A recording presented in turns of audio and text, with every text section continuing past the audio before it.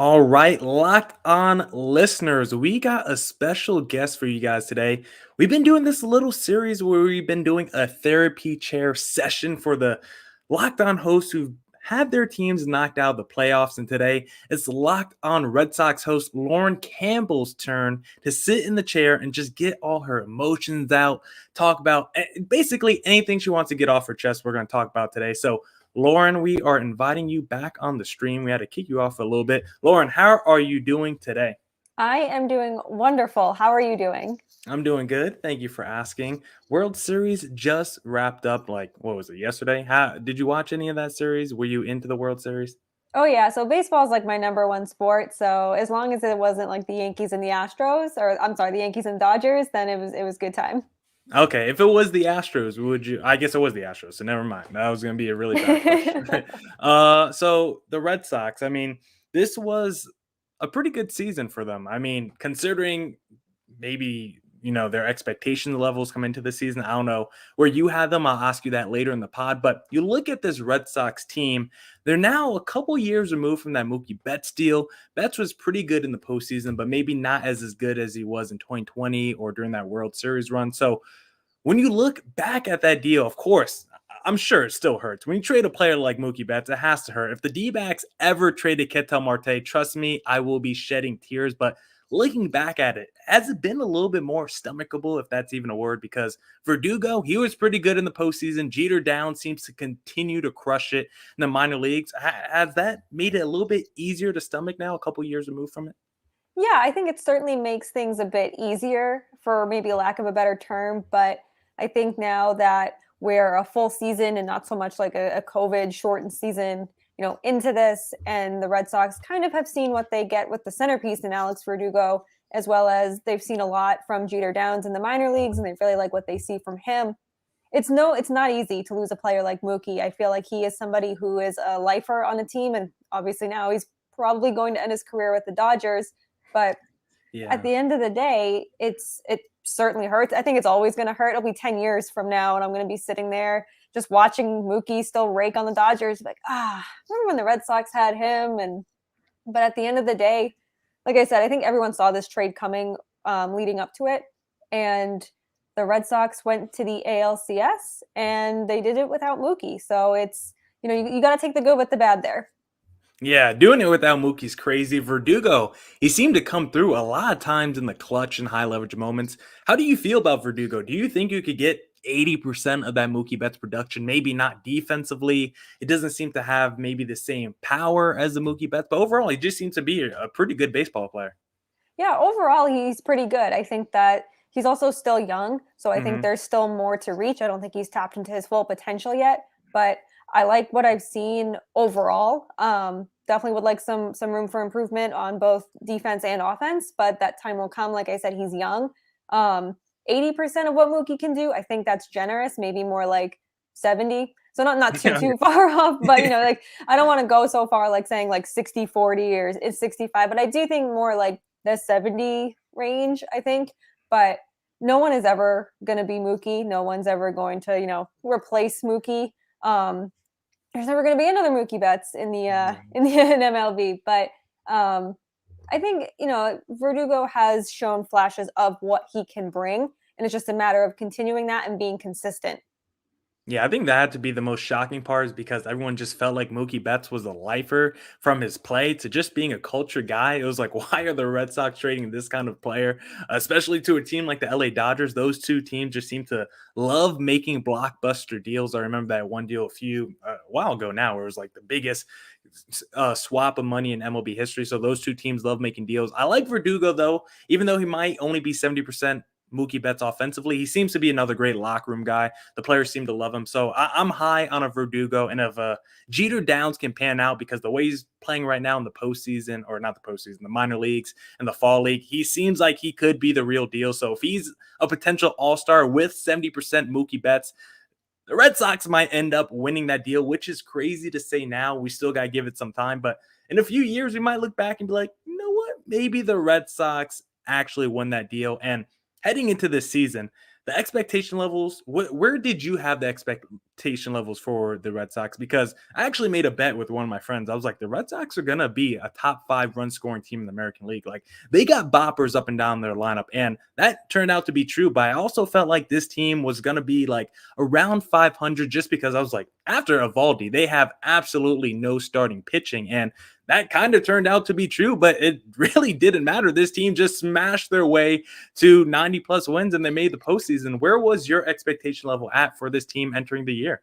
So I pegged them at 90 wins, which wasn't all that far off. I expected them to be or get into the ALDS. I thought they would not get out of the ALDS. So overall, I mean, this was such a fun season. I think that Red Sox fans should be, I mean, we're not going to be satisfied unless they win the World Series, but given where they were pegged to be the 4th in the AL East. They were not even supposed to make the playoffs. They weren't supposed to beat the Yankees. They were not supposed to beat the Rays. They were supposed to get swept by Houston. And they really kind of just showed how resilient they were throughout this season. And I mean, it was just after Evaldi, like you said, there wasn't really a whole lot of trust in those pitchers, but you're throwing Garrett Richards in the bullpen and he looks fantastic. Nick Pivetta was a pleasant surprise. Overall, very surprised. I still had a lot of faith in this team because of the offense, and that's why I went the 90-win route. Like I said, I was not expecting them to get to the ALCS, but it's always little stings when it ends, but it was a wild, fun ride. Yeah, this has to be like one of the rare instances where you're not totally upset when your team gets knocked out the postseason, because just the fact that they made it to the ALCS and they were 2 games away from winning, like when you were entering the playoffs and you're like, all right, we somehow made it here. This Red Sox team with absolutely no pitching and only offense, we somehow made it here. We're going against the Yankees. Entering the postseason, we're like, all right, this is our World Series. We're probably going to get swept by the Rays. Whatever happens, happens. But if we beat the Yankees, I'm happy. That's going to be our championship heading into the offseason. Yeah, I mean, you think about it too with the Yankees, how strong their trade deadline was. All of a sudden, people were wondering, are the Yankees going to win the AL East now? And they started to come back down to earth, probably at the worst time that they could have done that. And they were, I mean, the Red Sox were not the favorites going into the wild card. They weren't the favorites going into the ALDS. Even me, I had the Rays. I mean, I had the Rays winning in 5, I had the Astros winning in 6. There wasn't a lot of faith around this Red Sox team, but it wasn't because they're not good. It's because of the teams they're playing. But overall, it was just, I mean, you look at the teams they went against, and on paper, the Red Sox should have lost in the wild card. Yeah, on paper, they probably should have. I mean, that Yankees lineup is pretty good up and down, but they just seem pretty reliant on the home run. And that's just a lot harder to get in the postseason, even though the Red Sox seem to get it repeatedly, at least until the last 2 games against the Houston Astros. When you were going against the Yankees, what did you root for more? Because I do think there's a distinction between these two. Did you want more for the Red Sox to beat the Yankees, or were you rooting more for the Yankees to lose to the Red Sox? Definitely for the Red Sox to beat the Yankees. It's always a lot of fun watching these two teams battle it out. It's a lot more fun with a lot on the line. And when these two teams are good, it makes it for a very entertaining game. But there's something about watching the Red Sox beat the Yankees. Maybe it's just like the lifelong Red Sox fan of me. And I've been covering this team now for 7 years, where it's just like, it doesn't get, I mean, it's so good every time. It doesn't get any better. It's just like, it's one of those things where it's like, you're from Boston, you're a Red Sox fan. It's great watching the Red Sox win. It's great watching them win against their ace pitcher. It's great watching them put up all these runs against a really stacked team. And it's just something that makes you kind of sit back and be like, like maybe Chaim Bloom had something up his sleeve the whole time at this trade deadline, because it didn't really help the Yankees in the long run. Yeah, when you look at that trade deadline, were you upset the Red Sox didn't make more moves? Because the Yankees, they went out there and they got 2 bats I felt like were just luxuries for them. I felt like they didn't need a Joey Gallo. The outfield was already their strength, and I was like, all right, let's just add more to the strength. I like the Anthony Rizzo move because they needed an upgrade at first base. They were able to get that. People probably want them to get more starting pitching, but still, they added basically 2 all-stars to their lineup, while the Red Sox added a nice player in Kyle Schwarber. But I think everyone was like, hey, the Red Sox need starting pitching, and they didn't go out there and get that. So how did you feel about the Red Sox deadline, especially comparing it to the Yankees? I was really annoyed because Anthony Rizzo was in play for the Red Sox. He was right there. It ended up, working out well with Bobby Dalbec in the long run, but they really, really needed to address their pitching, and they went out and got Hansel Robles and Austin Davis, 2 relief pitchers who are proven to be unreliable. And I'm sitting there, I was like, what are you doing? And it was, I love Kyle Schwarber. I think he's a fantastic ball player. His bat is, we Red Sox fans saw it this year. But I was like, it's not that I don't want Kyle Schwarber. There was just no place for him. And I was like, this almost seems like a move where they just wanted a big bat. Oh, he's hurt, but we'll try him at first base, a position he's never played before, a position Christian Arroyo never played before, and nearly ripped his hamstring clean off trying to make a play there. So definitely I was feeling a little irked just because there was more there to be done. And I was thinking too, like, it's going to be a loaded free agent class. So maybe Chaim Bloom's just sitting back and being like, we're just going to spend some money in the off season, figure out, what JD Martinez is going to do and go from there. Like, there was no sense in, I guess, going out and getting a quote unquote big name pitcher if it's going to be for a rental. Yeah. Do you feel like the front office was like, look, this team is competing at a high level. They're playing above their probably water weight right now, but this team is not really a true World Series contender. Do you think the front office foresaw that? That's a reason why they didn't make any all-in moves like a Yankees team who feels like it's championship or bust for them? Yeah, I think at the end of the day, they were confident in the people they brought in. They were confident in their roster and also in Alex Cora. I think they really wanted to kind of see what he had there.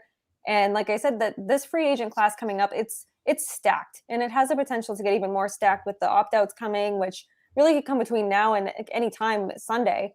So I think at the end of the day, they didn't want to give away too much for a rental. They love this long-term stability thing because when Chaim Bloom was hired, the Red Sox didn't really have too much of a farm system because Dave Dombrowski blew it all up, which that's exactly what he was brought in here to do.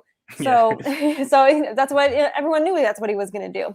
So it's been like a slow rebuild of the farm system. They want to commit to that with the free agent class coming up, and then the uncertainty of JD Martinez, because if JD Martinez opts out, you all of a sudden you have a lot more money to spend. So I think there was a lot of what ifs, a lot of like, let's be competitive in 2022 and beyond, and just kind of get through the rest of this year with what we have.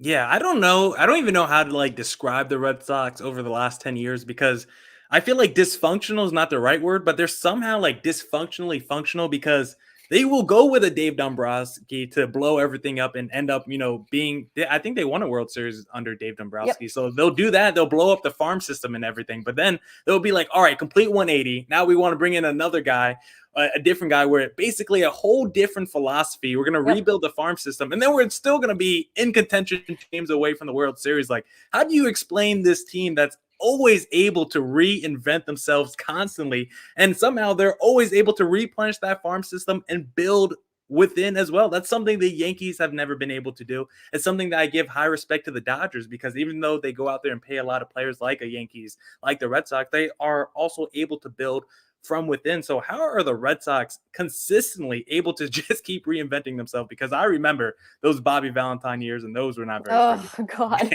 just unlock some bad memories there. Yeah. But I think it speaks to the front office. I think it speaks to Alex Cora too. I think in particular, in 2013 under John Farrell, you had this random group of ball players that seemed like the Johnny Gomes, the Mike Napolis, where they're not, I mean, they're stars in their own way, but they're not a Mookie Betts, they're not a Mike Trout or someone like that.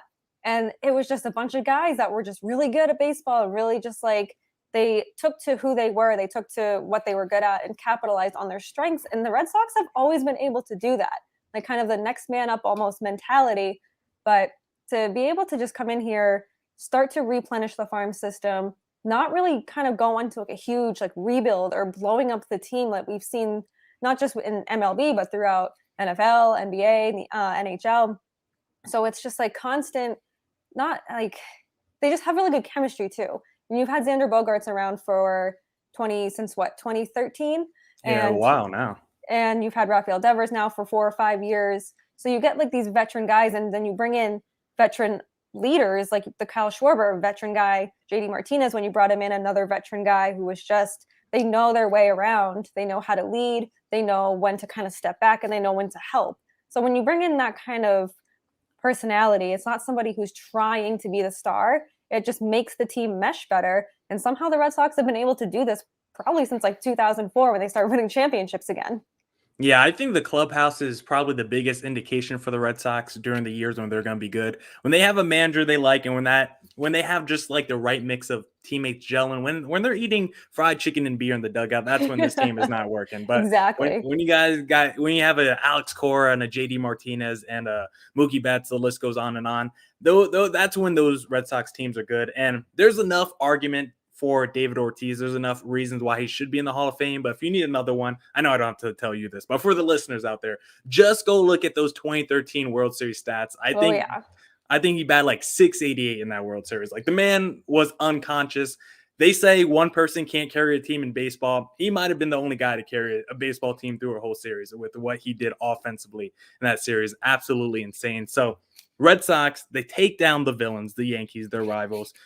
Boston's throwing a parade, basically. Like, we beat the Yeah. Yankees. I was watching those post games. Like, Boston was going crazy in the streets. Like, were you around that at any point? Were you at the rallies? Maybe I was at those not. post games? No. I was Okay. not. I'm not a big crowd person, which is funny for somebody who loves going to like ball games and obviously covers the Boston sports teams. I'm not a big like when the crowds are so forced like that and like there's almost no way out. I do not like that. I'm just like, nope, that's too much for me. I can't blame you. It's probably accelerated the anxiety there over Yeah. what we've seen the last couple of years. So we'll leave that topic alone. But okay, so the Red Sox, they beat the Yankees, they take down the villains, but now here comes a matchup against the best team in the American League in the Tampa Bay Rays, coming off their best franchise record. Like it felt like the Red Sox won their World Series, and now it's like, all right, we're just happy to be here. Like, just blow the doors off us, Tampa Bay. Like, we don't care. You can send us home into a nice offseason. We're going to be drinking champagne on the Yankees' dime. It's okay. But the Red Sox, they ended up not just winning that series, they kind of dominated Tampa Bay. Like, when you look at that series, do you think the Rays were playing more out of character and just trying to do too much when they're starting like bullpen guys to start the game, doing that whole weird philosophy? Then let's bring in our rookie pitcher later in the game and do all this? Or do you think the Red Sox are just playing more to their strengths and they just got hot at the right time? I think it's a little of both. I think the Rays got a little cocky, and Mm-hmm. I mean, rightfully so. When you're pegged as the favorite, you're the better team, and you've taken care of this team with ease through the regular season. So I think they got a little cocky, but I also think the Red Sox were very motivated. They had all the momentum on their side after beating the Yankees and just kind of riding that, even though they were starting the series on the road. And probably also helped that Tampa Bay and the Trop, they have tons of Red Sox fans. Red Sox fans travel really well down there. So that probably helped a little bit in like it's not Yankee Stadium where it's constant booing and Red Sox suck chants and anything else. But I think once I saw, was it Randy Arozarena and Nelson Cruz eating the popcorn in the dugout, just kind of acting like, oh, like I have no worries in the world. I was like, oh no, like we see this every year. We see like this kind of turning point. And I think they just got a bit too comfortable. I think they thought that this is going to be just like the regular season and forgot that regular season stats don't mean a darn thing when it comes to the postseason because it's a fresh slate for everybody. And the Red Sox certainly proved that for quite a few games, even against the Astros.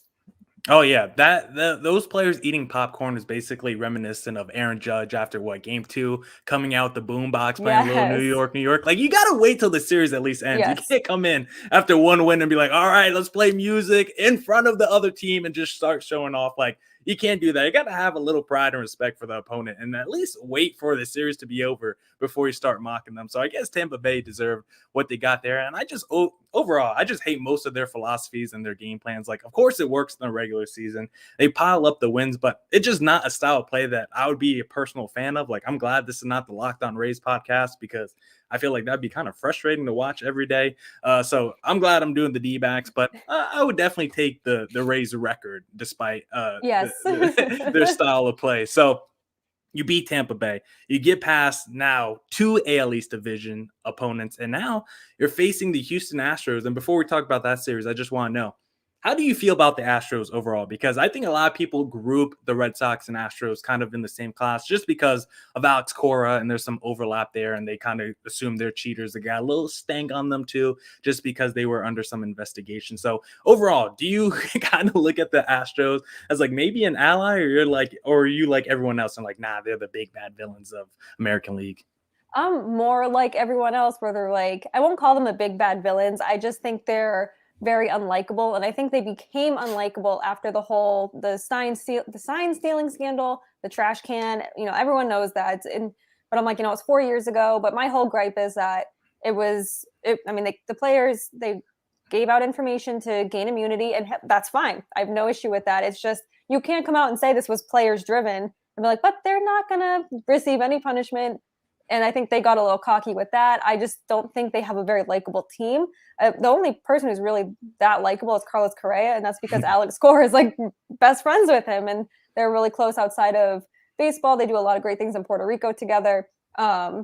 I just think they're a very unlikable team. They're obviously very good, so it just kind of fuels my hatred for them. But overall, I'm just like, no, they just don't do it for me.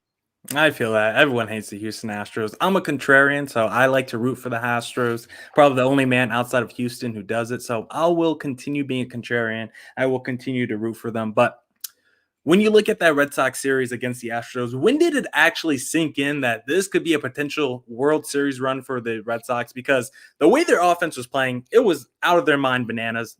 Went off against the Yankees, destroyed the Tampa Bay Rays. I mean, they were putting up historic offensive numbers. And then Kike Hernandez was just on this insane streak as well, Eddie Rosario type streak as well. So when exactly did it set in? When was it? When you guys were 2 games away from potentially going to another World Series? Was it when you were entering the ALCS? When did it sink in? Like, this could be another magical season where the Red Sox just somehow end up with a World Series that no one expected.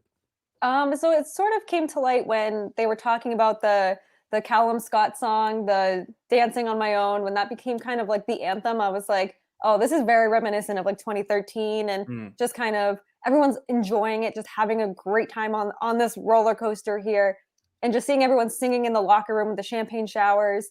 And then when Kyle Schwarber hit the grand slam against the Astros, I was like, this is it. This is it. Like, my prediction of Astros in 6 is bad. Like, the Red Sox are going to the World Series. I was convinced. And unfortunately, the offense just went cold. Like you said, Kike Hernandez was incredible. All of a sudden, he went cold. Hunter Renfroe could not hit the ball. Rafael Devers is swinging for the fences. But, as soon as I saw that grand slam, I was just like, this is it. The Red Sox, just give them the World Series trophy right now. Did they ever say what was up with Devers? Because I know there was a lot of discourse because every time he swung, he like grabbed his arm and wrist and went down to one knee. Like, I never looked into that. Did they ever say what was up with Devers? It was forearm tightness or forearm fatigue. He was wearing a compression sleeve. But what was weird to me about it is they said that it only flared up when he would swing and miss. When he made contact, it would be fine. So whenever he dropped the bat after not making contact, it kind of made sense. But also, like, why are you taking these hell hacks if you're going to swing right through the ball? I understand he wants to hit home runs. He wants to get his team on the board, and he's a power hitter. He hit 37 home runs in the regular season. So I get that, but it's like, you need to make sure that you're not popping your shoulder out of place, that you're taking care of that arm. It's the playoffs, I understand, but hopefully it's just the fatigue and the soreness and doesn't get any further than that, because he had an ankle injury in 2020. So just piling on up. Yeah, I guess he was like, if my arm's going to hurt anyway, I'm just going to go ahead and just swing for the fences here and just try to increase the lead whenever I can, because that dude has major power. He's one of my favorite players to watch in baseball, and he's got that baby face. They're just such a kindred spirit around Rafael Devers. But Red Sox, they end up losing to the Houston Astros. But overall, I mean, the fact that they even made it that far, like, were you even bummed when the Red Sox lost? Like, of course you were a little bummed, but like, did it actually like weigh on you? Because of course there's some years, like I'm sure Yankees fans were crushed after that wild card game. But as a Red Sox fan, you're like, we beat the Yankees, we destroyed Tampa, and we took a couple games against the Astros. Like, yeah, we were 2 games away from another potential World Series run, but I think we still had a pretty phenomenal season. Yeah, 100%. I was bummed because it's never a fun time watching your team get knocked out of the postseason, especially Cinderella story. It was just a lot of fun. What really bummed me out the most is my grandmother is a diehard Red Sox fan and has been for her entire life. She's 93. She watches every game. She was staying up late watching these games. And so she's always bummed when the season ends. And it's just like, I called her the next day and she's like, not much of a ball game, so not much else to talk about. I'm just like, oh no, like our phone calls are going to get a little shorter now. But that's the only thing that really bummed me out. She was having so much fun this season. And that's like, as much as you have to enjoy this team going to the ALCS, a team that wasn't even supposed to make the playoffs, it's still just like, well, that sucks. But it's not going to weigh on me like if they lost a wild card game. I'm just like, we went 2 wins away from the World Series. A team that was experts and analysts across the country were like, this team isn't even making the playoffs, 4th in the AL East if they're lucky. Yeah, because I feel like most Red Sox fans are like, I'm not even sure I want the Red Sox to win as badly as I want the Yankees to lose. Like those two feelings are pretty much neck and neck with Red Sox fans. So I'm sure it would not have been a fun offseason if you guys lost to the Yankees in that wild card game. But when you look ahead to the offseason, at least, the Red Sox have some interesting pending free agents up and down this roster. I'm not going to go through all of them, but some key ones I thought were pretty interesting. You got JD Martinez, $19 million player option, Kyle Schwarber, $11 million mutual option, Rodriguez, unrestricted free agent, and Christian Vasquez has a $7 million club option. When you look at those 4 players, do you think all of them are likely to come back from just that core 4? Because those seem to be the most important 4, unless you think there's someone else. But just in terms of my opinion, those seem to be the most important 4 that the Red Sox have within their own organization that could be leaving. Do you think any of those 4 will be leaving, returning? What do you think about that? So my gut tells me that JD Martinez is going to opt in, but everything else that I've seen, I think it was Ken Rosenthal or Buster Olney, I can't remember which one, they said they expect him to opt out because they believe that a DH should make at least 20 mil. He has a $19.35 million option, so it's not too far off. But if there's going to be a universal DH, all of a sudden he becomes more valuable to any other team out there. Even though he's aging, he's injury prone, but he's also versatile. He's probably going to hit at least 30 home runs every year, drive in close to 100 runs every year. So you know what you're getting with him. But my gut tells me he's going to stay for that final year and then play for a big contract, maybe not in terms of years, but in terms of money. Erod, I think they will try to work something out on a shorter term, like a 1 or 2 year deal. Maybe a prove-it deal? Yeah, exactly, because he missed all of 2020. You're never going to hold that against him. 2021, he started off so hot, and then he could not get himself together. I don't think in 2019, when he won 19 games, I'm not going to call that a fluke, but I don't think that's who he is. I think he's more like a 13, 14 win guy, which is still pretty solid. But if he can get in on a team-friendly deal, I think it's worth bringing him back. I think it's worth bringing Christian Vasquez back. He's, you know what you get with him. I think that catchers are just, they're not these, they're a dime a dozen, I guess, but you know what you get with him, players like him, because he's very respected in the clubhouse, calls a good game, good defensive catcher. Obviously, he's not bad offensively either. Right. He's really come around the last 2 or 3 seasons at the plate. So it's, that's a really, and 7 mil, just lock him up for that 1 year, 1 more year. And I think there was 1 more, wasn't there? Schwarber. Yeah, I think he's gone. Unfortunately, it was fun while it lasted, but I think after the season he had, especially in the second half with the Red Sox, he's going to make well over that 11 mil. And I just don't think the Red Sox really have a place for him. I think it's just a matter of they don't want to shuffle people around. And if JD Martinez opts out, go and get Nick Castellanos. You don't really have to shuffle too much around. Yeah, Schwarber is a good player. If you told any team they had a Kyle Schwarber, they would. But with the Red Sox, it was just a weird fit to put someone who's never played first base at first base. And you look at someone who's going to be taking his spot, hopefully in the future, or I guess next season, because he played basically all of this year, and that's Bobby Dalbec. And he was pretty good. He was up and down a little bit. He started the season pretty cold, but I think he had phenomenal second half where he just seemed to tear the cover off the ball. Like, do you think the breakout is coming next season after what you've seen this second half from Bobby Dalbec? I do. And I think a lot of that, too, has to do with bringing in Kyle Schwarber, because you are Bobby Dalbec, first base is your position. And all of a sudden the Red Sox are telling you you're going to lose your position to someone who's never played before because you're not performing up to their standards. So I think it kind of lit a fire under him, made him work a little harder. And he's still young. There's still plenty to work out. But I think that what we saw at the end of last year is something that's going to be consistent.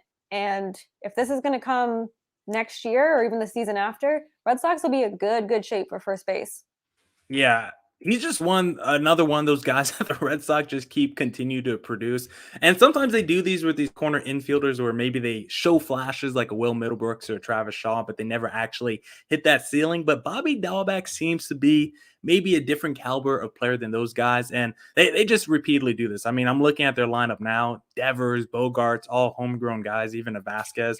Bogaerts has been there like, he's only 28, but he's been in that system since he was like, what, 16 years old? It's like Maybe. forever. Yeah, like he's been there like close to like 20 years, it feels like, even though he's only 28 years old. So I have so much respect for the Red Sox always being able to build within. But when you look ahead to this offseason, you of course got to add some free agents. And you've mentioned how it is a loaded class. So are there any top marquee guys that you got your eyes on, or are there any areas of this team that you're like, all right, that guy could go easily plug and play and fill that hole for this team? So I think and I alluded to this earlier, I think if JD Martinez opts out, the Red Sox should make a run at Castellanos. I think that, I mean, he's so good offensively. He's a little bit of a defensive liability, but if you put him into the DH spot, bam, you don't have to worry about his defense, and maybe figure it out when they do interleague play and playoffs when that time comes. But I know that he opted out of 2 years, 34 mil, so he probably wants around 20 million. But then it's, if the Reds are going to probably give him that qualifying offer because they know he'll reject it, and whatever team he signs with, they have to give the Reds a draft pick. I don't know if the Red Sox will want to do that because of how, like I said, this long-term stability thing, they want to continue to build and really build this farm system. But I think he might be really worth just having conversations with, seeing what you can do with him. But JD Martinez has to opt out for that to happen. And I just think if you just bring in a reliable relief pitcher, that's it, just a reliable relief pitcher, fans will be happy. I think they can get by with Eovaldi, bring back Erod on the team-friendly deal, Chris Sale, Nick Pivetta. I think you can get by with those four for a little while, because I liked what I saw from Pivetta. If Eovaldi mirrors this season again, he's going to take over the number one spot next year. So for more or less, I think the starters are in good shape, but just go get a reliable relief pitcher. The Red Sox fans have been asking and begging for like 3 seasons now. Yeah, a relief, especially when you looked at that bullpen, like the fact that Cora was just so quick to go to a starter like a Valdi late in the game, because it was like, I don't know if I really want to trust Hanso Robles for the 3rd straight game. It's like, I feel you, Cora. I don't know if you want to keep going back to Ryan Brazier as your best setup guy. So I definitely feel you on that area. And I think a JD Martinez, he's someone that you just want to keep in your lineup, because I think he does a lot more than just the box score. As he's really a cerebral type player where he's, in there with the iPad. I think it was a big reason why he had a down season, because it seems like they didn't use technology as much last year. There wasn't as much in-game scouting for these players. I think it's a reason why JD Martinez struggled last year. And he's a guy that I think if you have him in your lineup, he can affect and rub off on other players and maybe their work habits, because it seems like there was a lot of dialogue with him and Mookie Betts on their swings and how to approach the game. And he's just a locked-in player when he's at the plate. He's great at reading pitches and pitchers. So I think when you have him, he's just like another coach basically on the field with the way he sees the game and his perspective. So I think getting JD Martinez is more than what he does for you with his bat. But if he does opt out, do you think there's maybe a chance that Kyle Schwarber slides into that DH role for the Red Sox? I think it's definitely possible. I think it's going to come down to money. And also, Kyle Schwarber's only 28. This probably is his last chance at like a big contract. And he's probably going to go where the money is. And I'm not going to blame anyone for chasing that money, because especially in a time when you're trying to get that last big contract, you want everything out of it. I don't know if the Red Sox would be willing to shell out 5, 6, maybe 7 years to somebody who will be 35 at the end of a 7-year contract and just kind of end up with a DH who would be versatile like JD Martinez is. But it's like he's got the $11.5 million option. How much higher do you want to go with him? Yeah, that's true. We'll see if the Red Sox decide to do that. I mean, 11 million is not like crazy, but if he's only going to play DH, we'll see. I mean, 28 years old, that's actually like took me back a little bit, because I felt like he was older. He just looks like a guy who's at least like 32 years old. So the fact that he's the same age as Bogaerts, who's also 28, actually like shocked me a little bit. But just got a couple more questions for you before we wrap up here on the Locked On Diamondbacks podcast. Lauren Campbell, if you can't read it, if you're listening, Locked On Red Sox host. But where do you rank this team among AL contenders entering next season? Let's just assume they kind of bring back the same core and they get that reliever that you wanted, and maybe they add another starter. Like, do you think this is a top tier team in the American League entering 2022? Top team. I think I'm going to call them a playoff team still. Okay. I think, Conservative. the bullpen is just such a big question mark, where if they just add a couple of pieces there, then yeah, I'm just going to be more confident calling them a top team. But until, the Rays have always improved themselves, the Yankees have improved themselves. You look at other teams throughout the AL, the Chicago White Sox, the Astros, obviously, they're always improving. There's always a deep lineup. There's always threats throughout their offense and defense. And look at the Red Sox bullpen, and it's like, oh, okay, Hansel Robles. Oh, okay, Austin Davis. Like, oh, okay, like that's not really threatening. No offense to those guys, but that's just the way the game goes sometimes. But I think if they add, just like I said, that one or two reliable pieces to the bullpen, I'm going to be more confident being like, yes, they are certainly the AL's like top two teams right there. Yeah, I didn't understand the Robles move at the deadline because I looked at his stats. Like, I didn't watch any Robles, but I just looked at his numbers. I was like, he's got like a 5 or 6 ERA. Like, why are the Red Sox relying on this guy to be a big part of their bullpen? It wasn't something that made a lot of sense to me at the time, but Bloom is coming from that Rays front office. And whenever they make a trade, they usually know something's up. So right now, I mean, the first move he made was trade Mookie Betts. And right now, I mean, it doesn't, I thought it was going to be an all-time disaster. And right now, it's looking a little bit better by the day. Of course, you never want to trade a guy like Mookie Betts, but I think it's a lot easy to stomach, a lot easier to stomach after seeing the developments over the last couple of years. But Lauren Campbell, I think it says that there on YouTube, but for the people listening, where can they find you on social media? You can find me on Twitter at Lauren, 3 laws, Lauren with 4 R's, and then the Locked On Red Sox Twitter account at LO_Red Sox. Lauren, thank you for hopping on today. Thank you for sitting in the chair. I mean, usually these are sad sessions for most people, but you must have been the first like playoff host who was like, hey, I'm not totally upset that we got knocked out. So, Lauren, thanks for hopping on today, and thanks for making time with me today. Thanks for having me.